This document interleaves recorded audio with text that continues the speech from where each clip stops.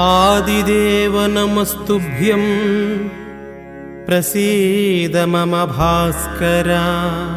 दिवाकर नमस्तुभ्यं प्रभाकर नमोऽस्तुते।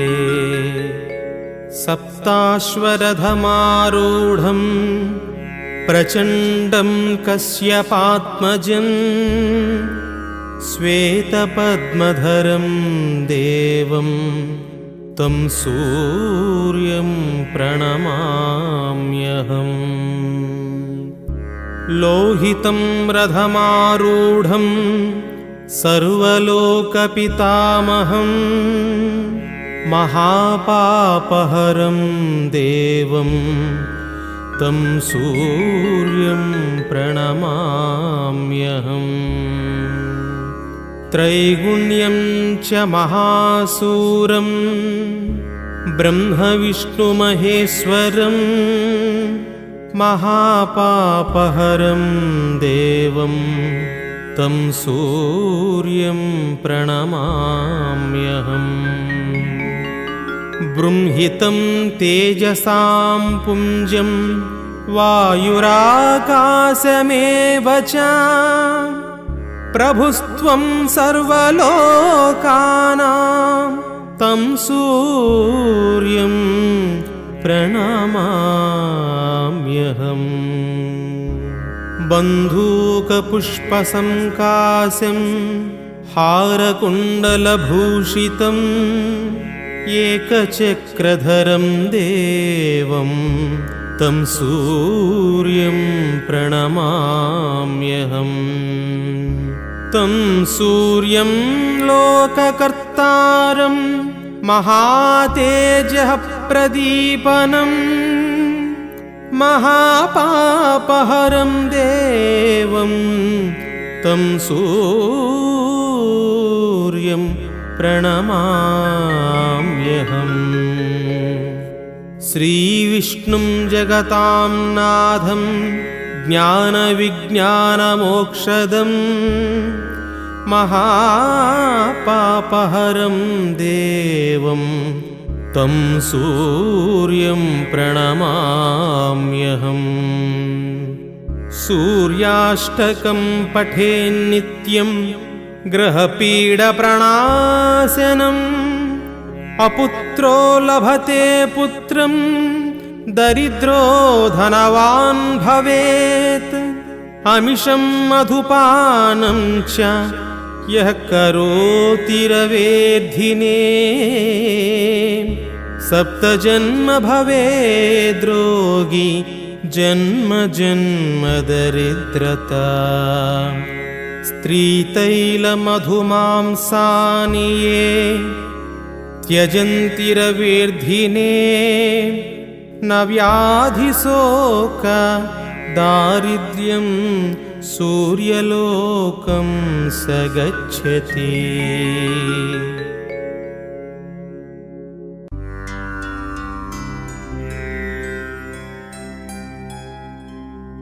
ततो युद्धपरिश्रान्तं समरे चिन्तया स्थितं रावणं चाग्रतो दृष्ट्वा युद्धाय समुपस्थितं। दैवतैश्च समागम्य द्रष्टुमभ्यागतो रणम् उपागम्य ब्रवीद्राममगोस्त्यो भगवान् ऋषिः। अगस्त्य उवाच राम राम महाबाहो शृणु गुह्यं सनातनम् येन सर्वानरीन् वत्स समरे विजयिष्यसि। आदित्यहृदयं पुण्यं सर्वशत्रुविनाशनम् जयावहं जपे नित्यमक्षयं परमं शिवम्। सर्वमङ्गलमाङ्गल्यं सर्वपापप्रणाशनं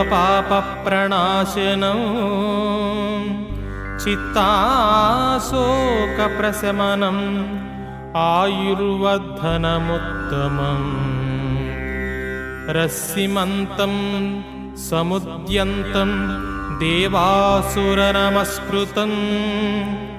पूजयस्व विवस्वन्तं भास्करं भुवनेश्वरम् सर्वदेवात्मको ह्येष तेजस्वीरस्य भावनः येषः देवासुरगणान् लोकान् पातिगभस्तिभिः येषः ब्राह्म च विष्णुश्च शिवः स्कन्दः प्रजापतिः महेन्द्रो दनदः कालो यमः सोमो ह्यापाम्पतिः पितरो वसवः साध्या ह्यश्विनौ मरुतो मनुः वायुर्वह्निः प्रजाप्राणः ऋतुकर्ता प्रभाकरः आदित्यः सविता सूर्यः खगः पूषा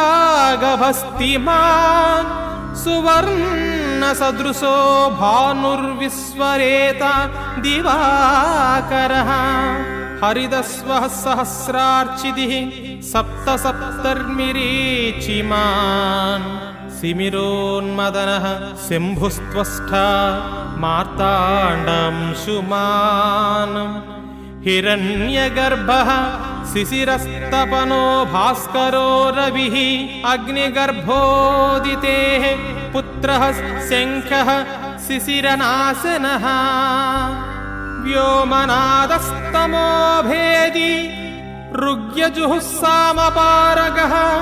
घनवृष्टिरपामित्रो विन्द्यवीधिप्लवङ्गमः आतपीमण्डलीमत्र्यः पिङ्गलः सर्वतापनः कविर्विश्वो महातेजः रक्तः सर्वभवोद्भवः नक्षत्रग्रहताराणामधिपो विश्वभावनः तेजसामपि तेजस्वी द्वादशात्मनमोऽस्तु ते नमः पूर्वाय गिरये पश्चिमायद्रये नमः ज्योतिर्गणानां पतये दिनाधिपतये नमः जयाय जयभद्राय हर्यस्वाय नमो नमः नमो नमः सहस्रांशो आदित्याय नमो नमः नमः उग्राय वीराय सारंगाय नमो नमः नमः पद्मप्रबोधाय मार्ताण्डाय नमो नमः ब्रह्मेशानाच्युतेशाय सूर्यादित्यवर्चसे भास्वते सर्वभक्षाय रौद्राय वपुषे नमः तमोघ्नाय हिमघ्नाय शत्रुघ्नाय मितात्मने कृतघ्नघ्नाय देवाय ज्योतिषां पतये नमः तप्तचामीकराभाय वह्नये विश्वकर्मणे नमस्तमोभिन्निघ्नाय रुचये लोकसाक्षिणे नाशयत्येष वैभूतं तदेव सृजति प्रभुः पायत्येष तपत्येष वर्षत्येष गभस्तिभिः येष सुप्तेषु जागर्ति भूतेषु परिनिष्ठितः येषश्चैवाग्निहोत्रं च फलं चैवाग्निहोत्रिणां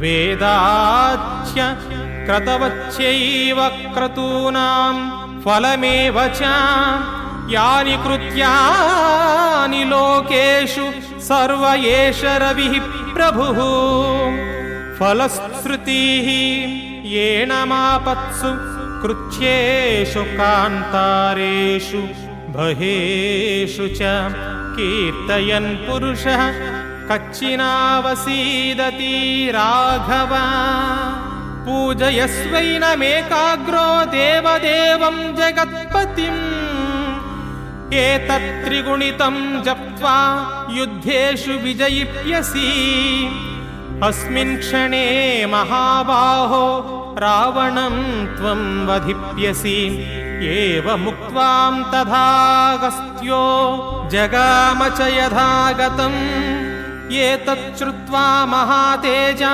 नष्टशोको भवत्तदा धारयान्मास सुप्रीतो राघव प्रयातात्मनान् आदित्यं प्रेक्ष्य जप्त्वा तु परं हर्षमवाप्तवान् त्रिराचम्य शुचिर्भूत्वा धनुराधाय वीर्यवान्